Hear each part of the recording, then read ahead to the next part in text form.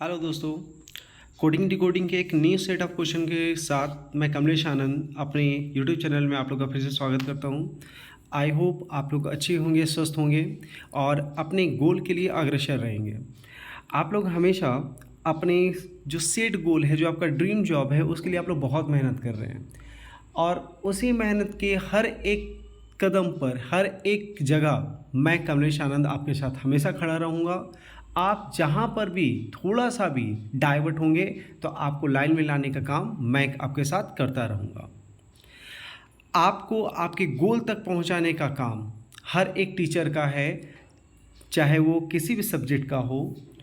आप एक proper guideline लें और जिस सब्जेक्ट में जहाँ पर भी डाउट है अपने टीचर्स, अपने मेंटर से उसका एडवाइस लेते रहे और उसके बारे में पूरा क्लियर कराते रहे। तो ये सेट ऑफ क्वेश्चन जो आपके सामने स्क्रीन दिख रहा है, ये मेरे ऑफलाइन क्लास में, मैंने क्लास में भी ये एक टास्क दिया था। तो बहुत सारे कैंडिडेट ने बोला था सर ये इसका लॉजिक समझ में नहीं आ रहा है, काइंडली इसका वीडियो अपलोड कर दें। तो इसका वीडियो अपलोड कर दिया जा रहा है ताकि आप लोग इस क्वेश्चन का लॉजिक को समझ पाएँ। ये हमारा क्वेश्चन कोडिंग डिकोडिंग के स्टेटमेंट कोडिंग से लिया गया है। स्टेटमेंट कोडिंग में ये स्टेटमेंट दिया गया, पहला बैंकिंग एग्जाम वेरी गुड, उसका कोड है 2329031107 और 1105। तो इस प्रकार से 3 स्टेटमेंट है। नोटिस करने वाली बात है, हर स्टेटमेंट में 4 वर्ड है। पहला स्टेटमेंट में 4 वर्ड है, बैंकिंग एग्जाम वेरी गुड। दूसरा में एक्सपेक्टेड सैलरी इज़ हाई। तीसरा में क्वालिफाई एग्जाम गेट सैलरी। और हर स्टेटमेंट में 4 वर्ड के साथ 4 ग्रुप ऑफ कोड है। हर ग्रुप ऑफ कोड में 2-2 नंबर दिया गया है। जैसा पहला ग्रुप ऑफ कोड 2329 में एक नंबर 23 है, दूसरा 29 है। इसका मतलब ये क्लियर हो गया है, हर एक वर्ड के लिए एक ग्रुप ऑफ कोड होगा। हमें अब ये लॉजिकल वे में समझना है कौन सा ग्रुप ऑफ कोड कौन सा वर्ड के लिए एप्लीकेबल है। तो इसमें बहुत सारा लॉजिक लगता है। ये आप लोग को ऑफलाइन क्लासेस में जब मैं डिस्कस करता हूँ तो भी आप लोग को बता दिया जाता है कि भाई किस तरह से क्या क्या लॉजिक, क्या क्या प्रोसेस कर सकते हैं। तो आप लोग जितना ज़्यादा क्वेश्चन को अटेम्प्ट लीजिएगा उतना ज़्यादा लॉजिक को आप सीख पाइएगा, उतना ज़्यादा लॉजिक से आपका मुलाकात होगा और वो लॉजिक आप अपने आने वाले क्वेश्चन में इम्प्लीमेंट कर सकते हैं। ठीक है, तो यहाँ पे इस क्वेश्चन का लॉजिक क्या होगा उस पर हम लोग फोकस करते हैं कि बैंकिंग एग्ज़ाम वेरी गुड। तो भाई बैंकिंग एग्ज़ाम वेरी गुड का लॉजिक आखिर होगा क्या, इसमें आखिर क्या लॉजिक लगाया गया है, किस लॉजिक के बेसिस पे इस क्वेश्चन, किस लॉजिक के बेसिस पे यहाँ पे ये सेट ऑफ क्वेश्चन रखा गया है। तो हमें इस पे फोकस करना है। ठीक है, आखिर क्या लॉजिक है। तो बैंकिंग एग्जाम वेरी गुड का हमारा दिया गया 23, 29, 03, 11, 07, 17, 1105।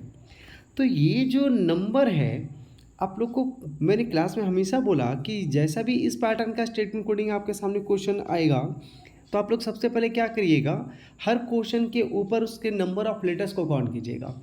तो बैंकिंग कितना लेटर है, 7 लेटर, एग्ज़ाम है 5 लेटर, वेरी है 4 लेटर, गुड है 4 लेटर, एक्सपेक्टेड कुछ लेटर है 1 2 3 4 5 6 7 8 लेटर, सैलरी है 6 letter, is 2 letter, high 4 letter, qualify भी कुछ लेटर है, एग्ज़ाम भी है, गेट भी है, सैलरी भी है। तो आखिर भाई यहाँ पे जो नंबर ऑफ लेटर दिया गया उसके बेसिस पे 23, 29, 03, 11, 07, 17 आखिर कोड कैसे किया है।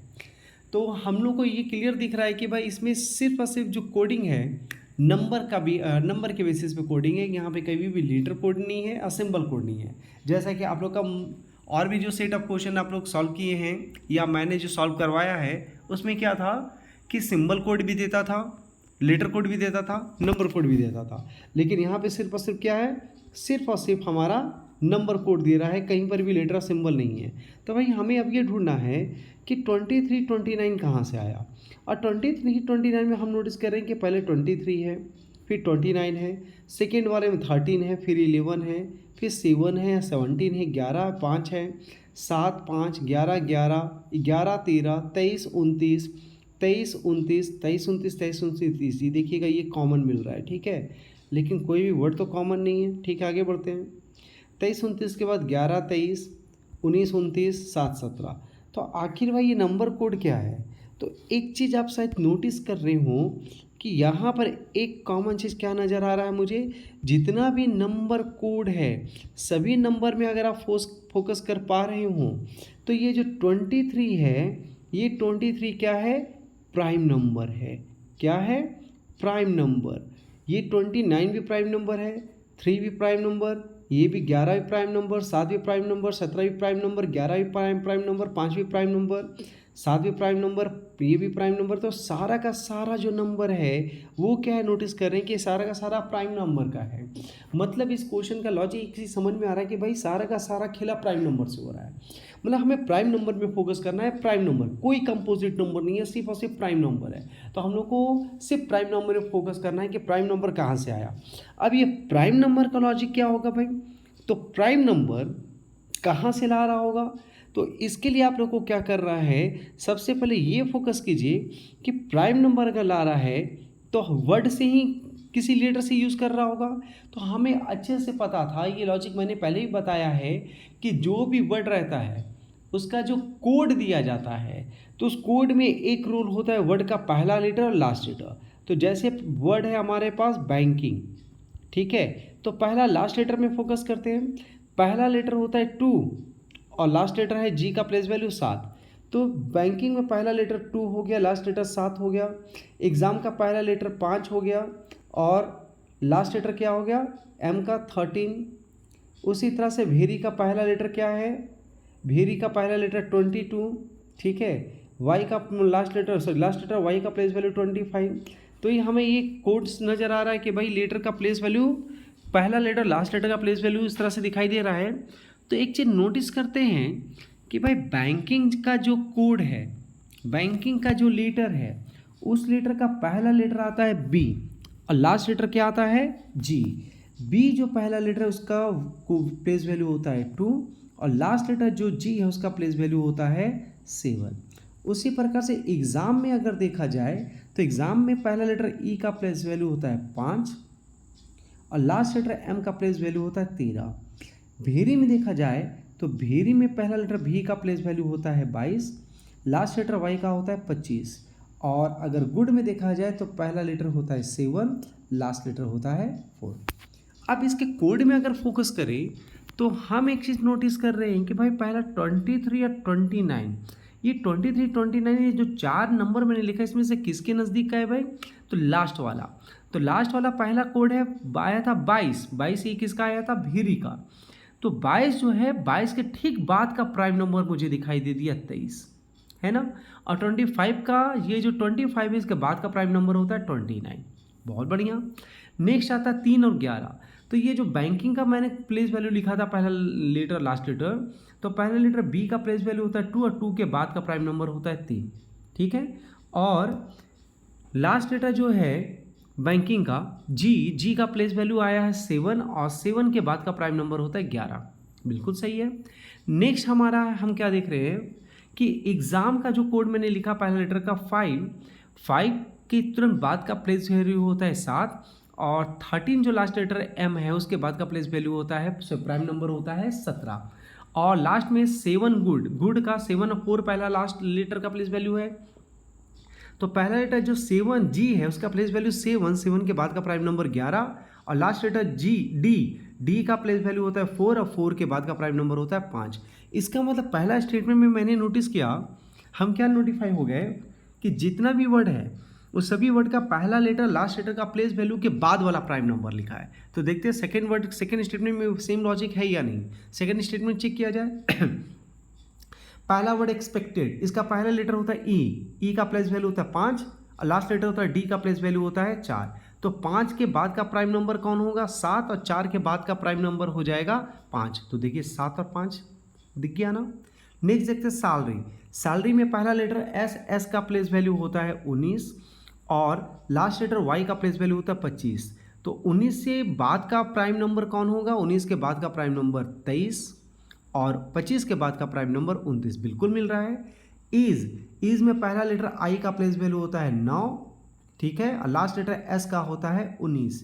तो देखते हैं 9 के बाद का प्लेस वैल्यू 11 और 19 के बाद का प्राइम नंबर 23। बिल्कुल आ गया।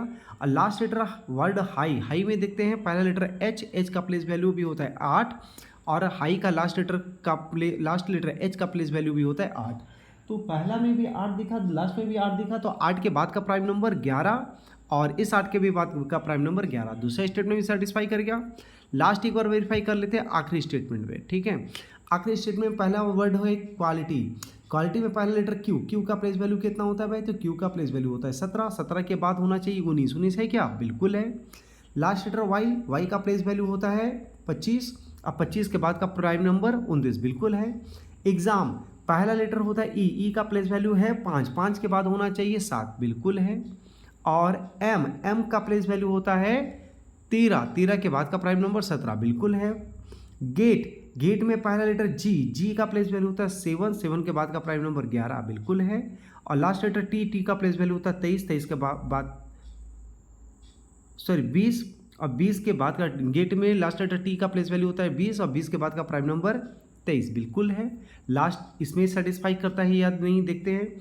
सैलरी, सैलरी में पहला लेटर एस, एस का प्लेस वैल्यू 19, 19 के बाद का प्राइम नंबर 23, बिल्कुल हो गया। और लास्ट लेटर वाई का प्लेस वैल्यू होता है 25, 25 के बाद का प्राइम नंबर 29, बिल्कुल हो गया। मतलब लॉजिक अब हमें समझ में आ गया भाई कि लॉजिक क्या है।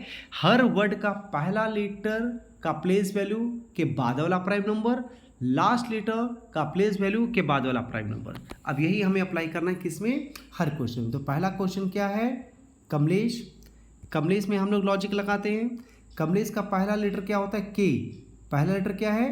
के, और के का प्लेस वैल्यू होता है 11, 11 के बाद का prime number 13। Last letter H, H का प्लेस वैल्यू क्या होता है? 8, एच का प्लेस वैल्यू क्या होता है? एच का प्लेस वैल्यू 8, और 8 के बाद का प्राइम नंबर 11। तो पहला क्वेश्चन का आंसर हो जाएगा 13, 11, बिल्कुल। दूसरा रेलवे, रेलवे में पहला लेटर आर, आर का प्लेस वैल्यू 18, 18 के बाद का प्राइम नंबर 19, और लास्ट लेटर वाई 25, 25 वाई का प्लेस वैल्यू 25, और 25 के बाद का प्राइम नंबर 29। तो दूसरा क्वेश्चन का आ गया आंसर 19, 29। तीसरा क्वेश्चन रीजनिंग, रीजनिंग में पहला लेटर होता है आर, आर का प्लेस वैल्यू 18, 18 के बाद आएगा हमारा 19। लास्ट लेटर जी, जी का प्लेस वैल्यू होता है, जी का प्लेस वैल्यू क्या होगा? 7, 7 के बाद का प्राइम नंबर 11। तो इसका आंसर हो गया 19, 11। प्रेजेंटेशन, प्रेजेंटेशन में क्या देखते हैं? पहला लेटर पी, पी का प्लेस वैल्यू 16, 16 के बाद का प्राइम नंबर 19, और लास्ट लेटर एन, एन का प्लेस वैल्यू होता है 14, 14 के बाद का प्राइम नंबर 17। तो इसका आंसर हो गया 19, 17। और आखिरी क्वेश्चन नेशनल, तो नेशनल का आंसर क्या होगा? आप लोग नीचे कमेंट बॉक्स में कमेंट करके मुझे बताइएगा कि नेशनल वर्ड का कोड क्या होता है, ठीक है। तो ये वीडियो कैसा लगा? ये वीडियो में जो लॉजिक आपको समझाया गया है स्टेटमेंट कोडिंग का, ये न्यू पैटर्न का, ये कैसा लगा? ये लॉजिक कैसा लगा? क्योंकि एग्जाम में जब क्वेश्चन आएगा वो लॉजिक ही आपको पकड़ना है कि क्या लॉजिक, क्या कंडीशन अप्लाई करके क्वेश्चन को सॉल्व किया गया है। अगर लॉजिक आपको समझ में आ गया तो क्वेश्चन आसानी से सॉल्व होगा। तो ये लॉजिक कैसा लगा? क्या ऑफलाइन क्लास में जो मैंने ये क्वेश्चन दिया था, किसी भी कैंडिडेट को ये लॉजिक समझ में आया था? अगर उसने ये लॉजिक पहले ही समझ लिया था, इस क्वेश्चन को पहले ही अटेम्प्ट कर लिया था, तो नीचे कमेंट बॉक्स में अपना नाम ज़रूर बताइएगा कि सर मुझसे ये क्वेश्चन सॉल्व हो चुका था। और ये मैंने अपने टेलीग्राम पेज में भी ये क्वेश्चन पहले भेज दिया था। तो अगर जिसने पहले अटैम्प्ट ले लिया ये क्वेश्चन और उसमें से किसी को समझ में आ गया होगा या लॉजिक मिल गया होगा, तो वो भी नीचे कमेंट कर बॉक्स में कमेंट करिएगा कि सर मुझे ये समझ में आया। और ये वीडियो के थ्रू, इस वीडियो के पहले अगर किसी को ये लॉजिक नहीं समझ में आया, तो इस वीडियो के थ्रू अगर समझ में आया है तो नीचे कमेंट बॉक्स में कमेंट जरूर कीजिएगा कि हाँ सर, ये जो लॉजिक आपने समझाया, इस क्वेश्चन का लॉजिक मुझे समझ में आ गया, बड़ा अच्छा लॉजिक लगा है, ये ज़रूर बताइएगा। साथ ही साथ जो हमारे यूट्यूब चैनल में या हमारे टेलीग्राम पेज में नहीं जुड़े हैं, वो हमारे टेलीग्राम पेज में और यूट्यूब चैनल में जुड़ जाइएगा। हमारे चैनल का नाम है रीजनिंग IQ। क्या नाम है भाई? रीजनिंग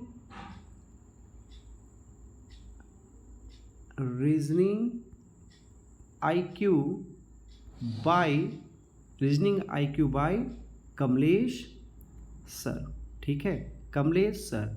और आप लोग सब्सक्राइब जरूर कीजिएगा, कमेंट जरूर कीजिएगा, और अगर वीडियो पसंद आए तो लाइक कीजिएगा। साथ ही साथ जो आखिरी क्वेश्चन नेशनल था उसका आंसर क्या होगा नीचे कमेंट बॉक्स में बताइएगा। और आपकी इस चैनल को आप लोग सब्सक्राइब कीजिए, साथ ही शेयर भी कीजिए उन लोगों के साथ जो लिटरली प्रिपरेशन करना चाहते हैं और रीजनिंग में एक अच्छा मार्क्स गेन करना चाहते हैं कोई भी कॉम्पिटिटिव एग्ज़ाम में। क्योंकि आपको पता है कि कोई भी कॉम्पिटिटिव एग्ज़ाम हो, उस कॉम्पिटिटिव एग्ज़ाम में सबसे ज़्यादा नंबर आप अगर गेन कर सकते हैं तो वो है आपको हेल्प करेगा रीजनिंग। रीजनिंग एक ऐसा सब्जेक्ट है जो सबसे ज़्यादा नंबर आपको दिला सकता है और सबसे ज़्यादा मार्क्स लाने के कारण आप उस मेरिट लिस्ट में अपना नाम एनरोल कर सकते हैं और अपना ड्रीम जॉब आपके हाथ में हो सकता है। चलिए मिलते हैं अगले वीडियो में। धन्यवाद।